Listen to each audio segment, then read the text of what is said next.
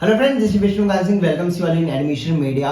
जैसा कि मैंने अपने प्रीवियस वीडियो में बात की थी, आज हम बात करेंगे NEET UG as well as PG के अंदर तो नहीं बट यूजी के अंदर आपको चॉइस फिलिंग अपनी कैसे करनी है, उसके लिए क्या चीजें आपको ध्यान में रखना है और काउंसलिंग के लिए कैसे प्रोसीड करना है। क्योंकि जैसा कि मैंने उस वीडियो में आपको बताया था, सारे स्टेट की काउंसलिंग एक साथ होने वाली है, सारे स्टेट के मॉक अप राउंड एक साथ होने वाले हैं। होता क्या है कि कुछ ऐसे स्टेट्स हैं जिनके मॉक अप राउंड आपके ऑफलाइन होंगे।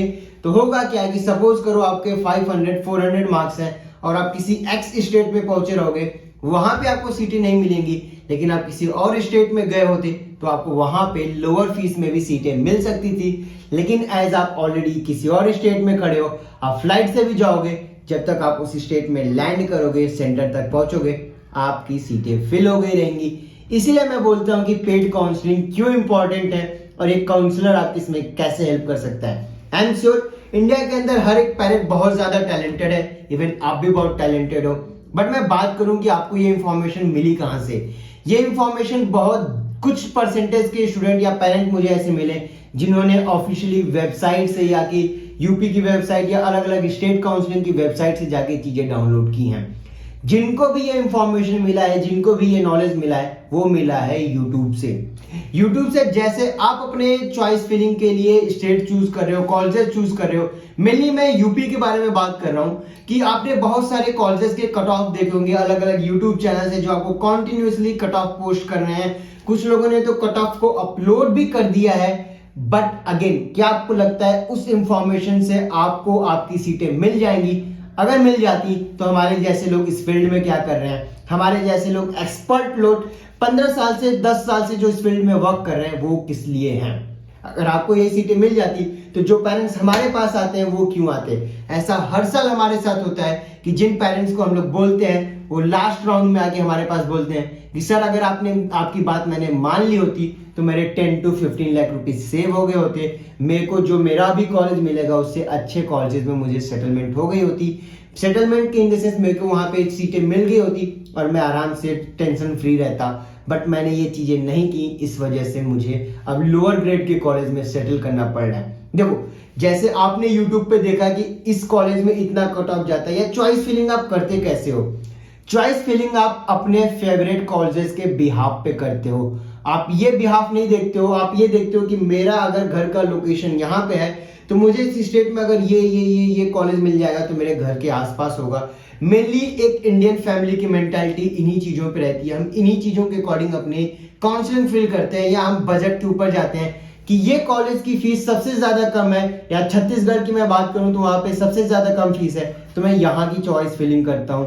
लेकिन आप जब वहां के एक्चुअल कट ऑफ देखोगे तो काफी सारे स्टूडेंट से मेरी इस पे बहस भी हो जाती है कई बार कि सर, लास्ट ईयर तो 499 पे सीट मिली थी, इस बार 503 या 507 पे क्यों नहीं मिलेगी?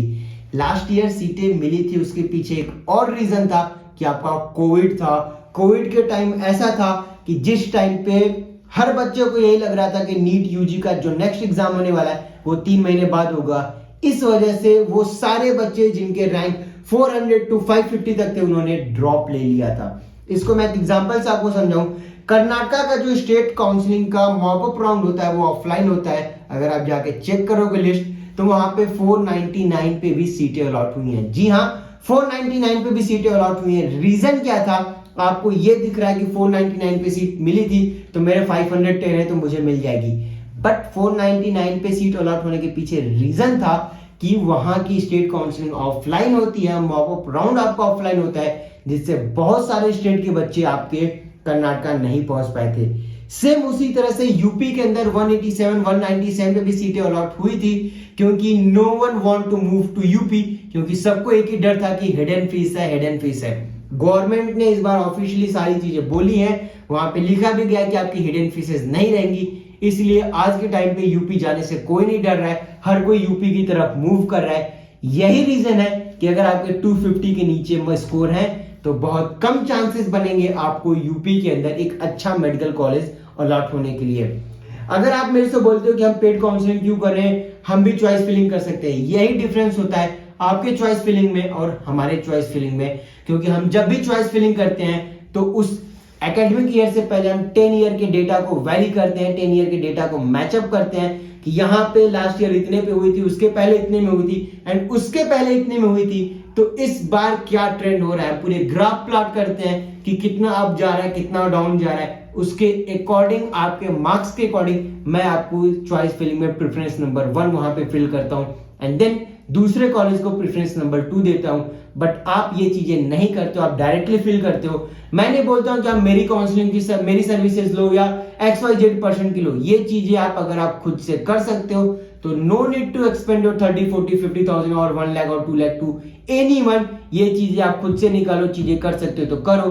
बट अगेन लास्ट ईयर की डेटा को, अगर आपने लास्ट ईयर के ट्रेंड को कॉपी किया तो बिलीव मी इस बार आपको सीटें नहीं मिलेंगी।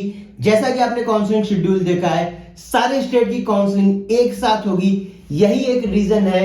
होगा क्या कि अगेन कुछ बच्चे डीम्ड की काउंसलिंग की तरफ जा रहे हैं, उनको ये दिख रहा है कि 200 पे भी उनको सीटें मिल गई हैं, मिली हैं, बट आप कॉलेज देखो, जो कॉलेज मिली है उस कॉलेज की फीस क्या है, 27 lakh rupees per year college की फीस है। अगर आपको वो अलॉट हो जाएगी विद 7% इंक्रीमेंट तो क्या आप दे सकोगे?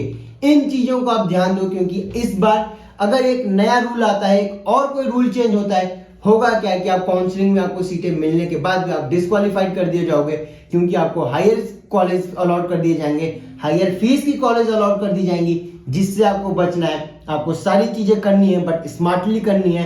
रिजर्वेशन पहले नहीं था, 27% reservation, 10% for EWS all India कोटे के अंदर भी आ चुका है। और अगेन मैं एक यहाँ पे बहुत बड़ा पॉइंट बात करूंगा, जो बच्चे अब्रॉड जाते थे इस साल अब्रॉड के लिए मुझे नहीं लगता, हर साल एटलीस्ट 10,000 to 15,000 स्टूडेंट्स इंडिया से अब्रॉड जाते थे MBBS करने, but due to change in gazette, change in gadget and this COVID की वजह से आई डोंट थिंक कि 1 या 2 बैच के अलावा भी आपके अब्रॉड गई है। ये सारे बच्चे भी आपके लिए इस बार कंपटीशन में रहेंगे, क्योंकि ये बच्चे भी आपके इंडिया में ही एडमिशन लेना चाहते हैं। यही रीजन होगा कि आपको या तो हायर फीस के साथ सेटल आउट करना पड़ जाएगा, या तो अगेन आपको ड्रॉप के अलावा कोई और ऑप्शन नहीं बचेगा। इसलिए काउंसलिंग करने से पहले सारी चीजों को रिव्यू कर ले।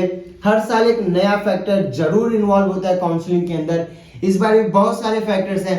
अगर आपसे मेरी कभी इंटरेक्शन हुई पर्सनली तो उन चीजों पे जरूर बात करेंगे, बट फिलहाल तो इस वीडियो में इतना ही। अगर आप काउंसलिंग के लिए चीजें देख रहे हो तो उसके लिए आप हमें कनेक्ट कर सकते हो ऑन आवर कॉल नंबर और WhatsApp 9545 955 19। Thank you for watching this video.